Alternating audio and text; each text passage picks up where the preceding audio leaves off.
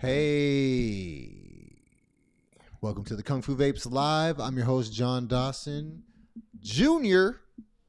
Another installment of the lives. Damn it. Damn it. Damn it, man. Everywhere, all at once. Make sure that camera is set.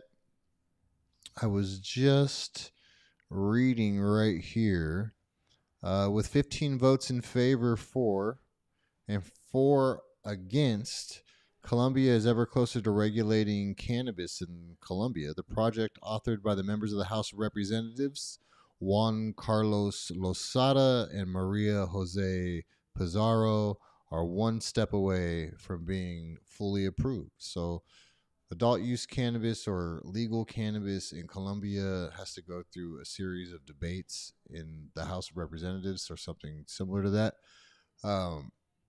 It's before it can be approved by the Constitution and the government. And so they've been through a series of debates, and now they're one step closer to it. So shout out to my brothers and sisters down in South America, in Colombia specifically. I hope this goes well for you, and you guys get legal cannabis popping down there, and it's good. So shout out to you. I was just also talking and touching on cotton wicking and what you get or what the results are of when you burn cotton wicking. When you burn cotton wicking, and I put up a video a while ago, maybe it's still up on one of our Kung Fu Vapes Instagram pages if you're following those. Or the TikTok, but at some point we did a deconstruction video. We took cotton wicking, we put it on a stainless steel table, we burnt it, and what was left over after we burnt this wicking down was some residual oil, and that oil is actually called acrolein, acrolein, and acrolein is used primarily as a biocide. It's formed from the breakdown of certain air pollutants or the burning of wood, cotton, paper, and petroleum. Small amounts of it are found in roasted coffee, cooking oils, and fried foods. Toxic to humans and is an irritant to the skin, to your eyes, and to your respiratory system. The World Health Organization sets the level of tolerable oral acrolein intake at 7.5 UG.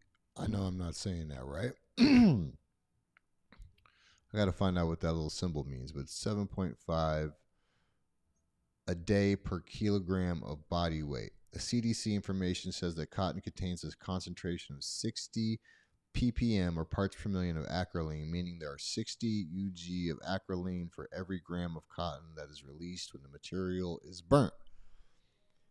So basically you need about 9 grams of cotton wicking in one sitting to potentially have a fatal dose. I'm not sure. I've never sat around and measured how much cotton wicking I've smoked out of all of the thousands and thousands of cartridges that I've consumed over my lifetime. But you got to imagine when you suck very viscous oil through fibrous material like cotton wicking, and that oil is held statically in place by that cotton wicking inside of a cartridge. There's cotton wicking wrapped around a ceramic heating element. That cotton wicking gets saturated with oil, and it's all held in place and for an on-demand vaporizer experience. So when you press the power button or you suck on a self-draw style device, the oil that's saturated in that cotton wicking touches the hot surface of that ceramic and off gases, and that's what you consume. And I'm not microscopically inside of the damn cartridge, but you can easily take some cotton wicking or some cotton from the end of a Q-tip and pour oil through it. Look at the oil before you pour it through the cotton wicking, then look at the oil after you pour it. through the cotton wicking and see if it's still pure oil. See if there's no fibers or no little pieces, particulates of cotton wicking in that oil. And then tell me you're still smoking pure oil when you smoke out of a cartridge, right? Now, we all know what a dry fire is if you're an avid cartridge user, right? The dry fire is when you suck on the cartridge and you taste a burnt flavor, like burnt popcorn or burnt cotton. Well, how, John? How does that happen?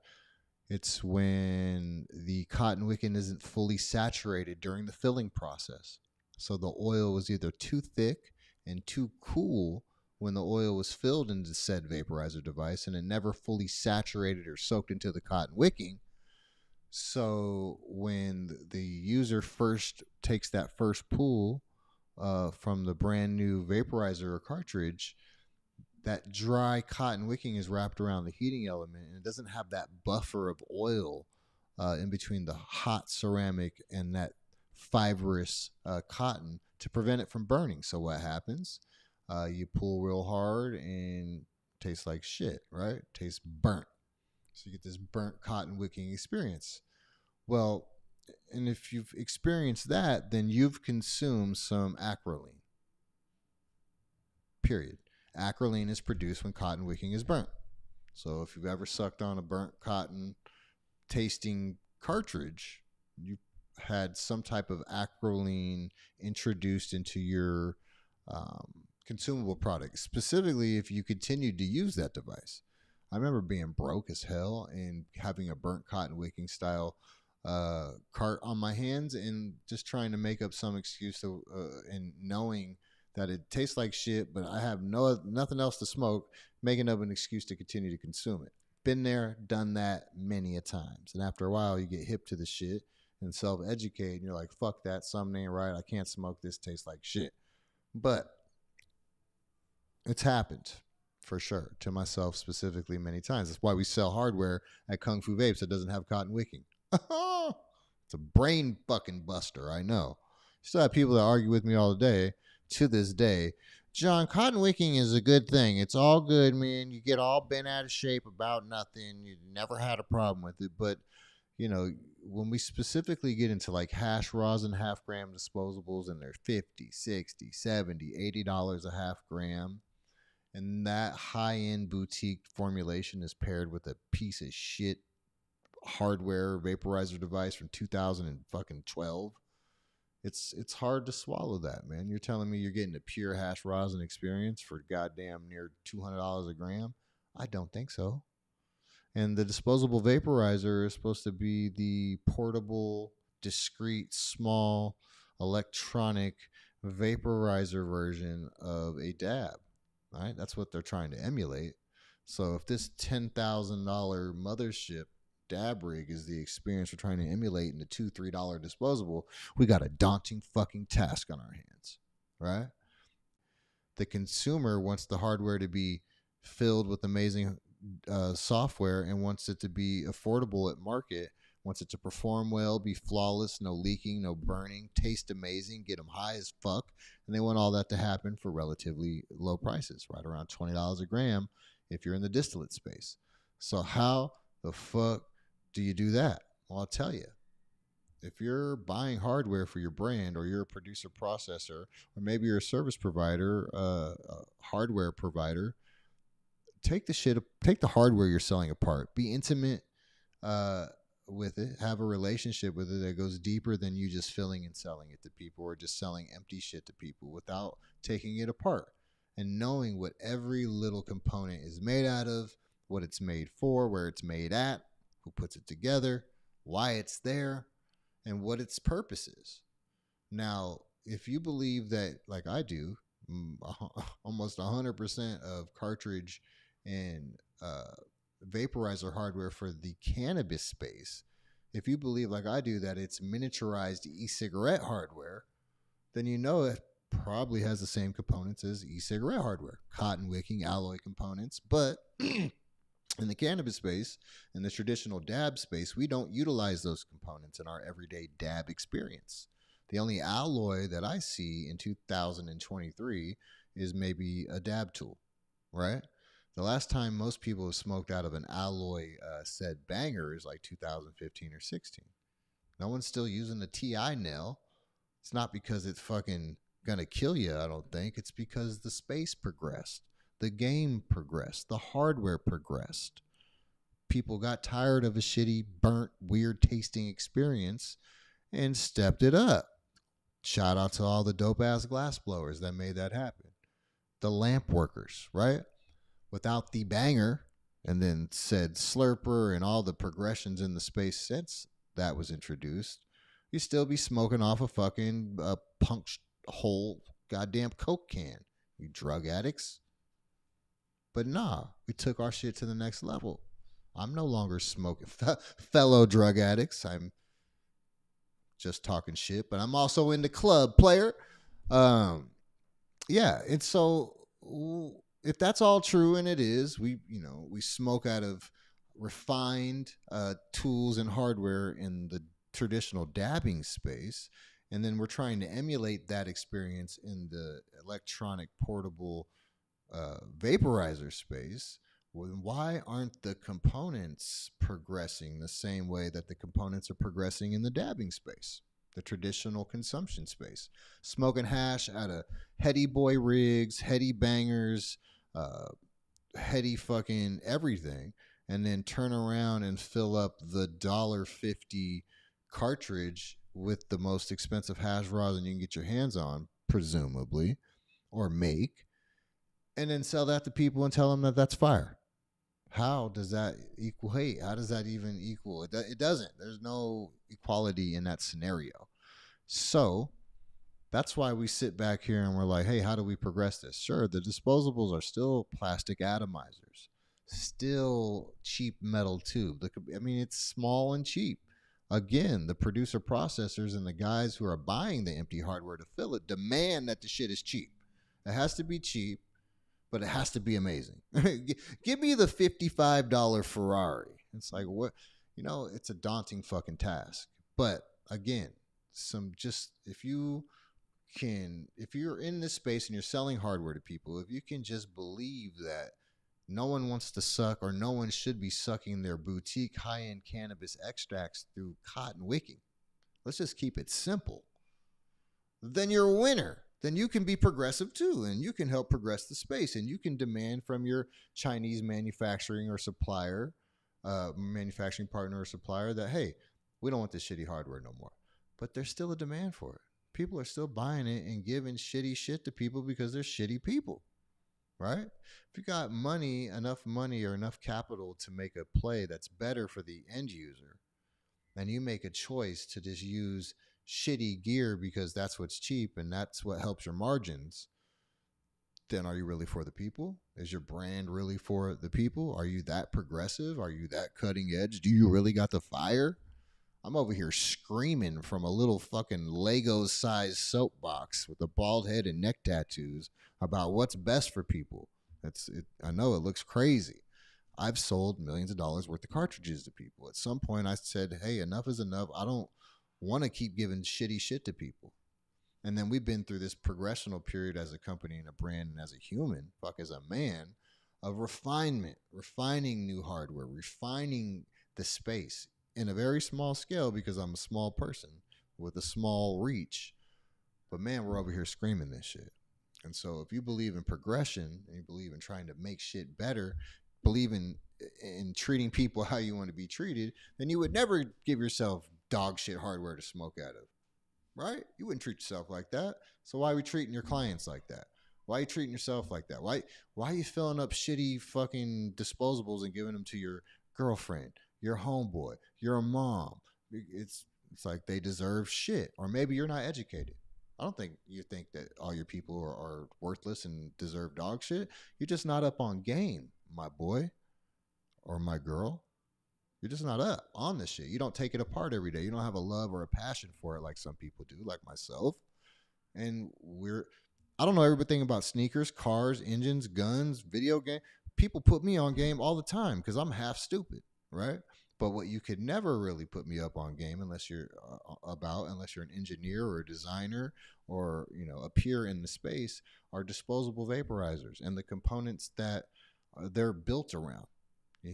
Taking an old eye crusher piece of hardware with the components of an old ass cartridge from 2015 and taking that engine or core heating element and sticking it in a fancy new body doesn't make it fancy and new. It means you took the 1987 Toyota Tercel engine and stuck it in a 2023 Lambo body, but your shit still sucks.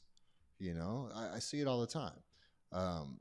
Not being, fully committed in a relationship with vaporizer hardware, not being able to speak the tech and metrics back to the people who create it so you can refine and define how your hardware comes to you, so you can set the resistance settings and voltage settings and even know what any of that means, because it all changes when you start to switch up components.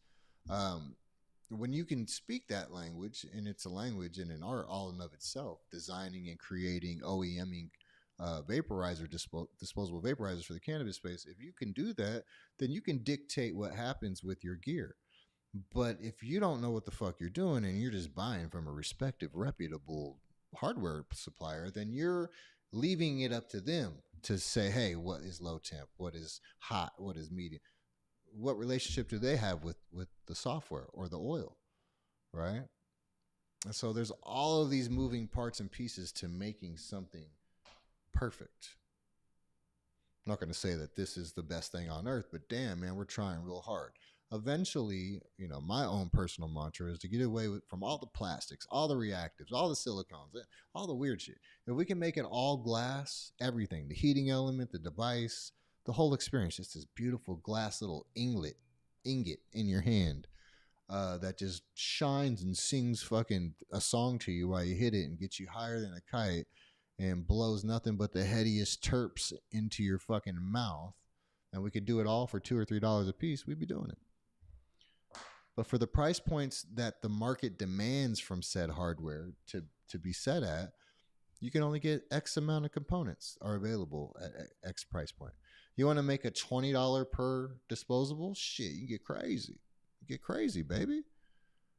But the people that buy these, the companies that buy these products are saying, John, $2.50, $2.75, $3.30 is too expensive. We need the 69-cent. We need the 99-cent max. What do you got for that price point? And it's like, man, you came to the wrong spot. And not everybody's our client. Not everybody's our customer, man. And that's okay. It doesn't mean our prices are wrong or too high. It just means we're not for everybody. It's okay. There is a space for Midzi oil and Midzi hardware to be compatible and have a baby and be put into a package and sold to people. It is repulsive to see, and you won't watch or catch me smoking no bullshit, but it's a daily occurrence all throughout the world. Not everyone is a heady cannabis consumer. Fact. Not everyone has a fucking crazy budget where they could just buy whatever their little heart desires and they have the plug to find whatever they want. Fact. Most people are just looking for that head change, baby. I got to go home to these motherfucking kids. Need to get high first. Or, I love kids, don't get me wrong. Got a bunch of them. But, moms, dads, people, humans, we have stress during the day. Cannabis helps relieve that, right? Extracts help relieve that. Some people just getting high for sure. But if you're conscious of how you're doing it, you can make it a more pleasurable experience for yourself. Not everything has to taste like acrolein, burnt cotton, right? Or fucking metal. That's a conscious decision that we make as consumers to say, hey, I only got $20, man. Give me that thing right there. And the person selling it to you is not going to argue with you. They're going to give you that with a smile. Okay? So it's if you're sucking down dog shit and bullshit, you're either doing it on purpose or you don't know better. And you came to the right channel if you're trying to change that. Hopefully you see this sooner than later. But yeah, man, that is the purpose of what we're trying to do. Some education. Trying to change the game on the manufacturing assembly level, the core component level. That's really, I think, the game in Shenzhen is like to go there and control your supply chain. Where does the best everything come from? I want that. and then you got to go find it. You know what I mean? And there's brands that have been doing. Shout out to homeboy from ABD. He's a competitor in the space, and I know, if I'm not mistaken, his core focus for years was like, who's controlling the components? Where am I sourcing? Like a sourcing specialist. So, shout out to you. Definitely paid attention and took some game, but still never been to Shenzhen. Still have never been able to control all of the things that I want to micromanage and control. And hopefully one day we become big enough or strong enough to go do that. In the meantime, I control and dictate what I can here domestically as much as I can all the time.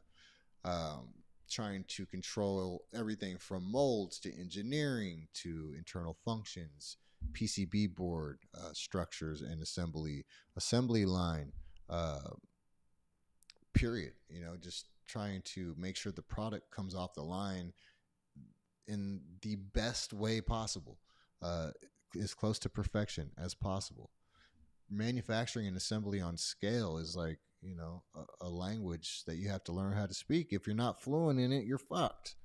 You are left to the whims of somebody else who's better at whatever you're doing, faster and stronger, and can dictate how it's done. So if you're just buying gear, man, become a little bit more knowledgeable on it, and you'll have a better end experience. The user will thank you. They'll buy more of your shit. Hey, man, this is fire. But yeah, our mission as a company and as a brand owner myself is to progress the space as much as possible. Have a bunch of grandiose ideas and concepts, have a certain budget, and try to meet somewhere in the middle and make my Chinese partners feel me, and which they do, and manufacture, our concepts to spec. And listening to our clients, listening to the space, being present, so to speak, is the key to all of this. To not have an ear to the street and to the scene, and not go to the events, and have an Instagram or a YouTube page where people can reach out and contact you and tell you what you should be doing, or give you ideas, tell you where you're fucking up at. That is key to the progression and the growth of whatever you're doing. So we're grateful and thankful for that. This platform here, YouTube, we're in our infancy on this, but hopefully through this channel we'll be able to help you progress. We'll see you on the next live. I'm John for Kung Fu Vapes.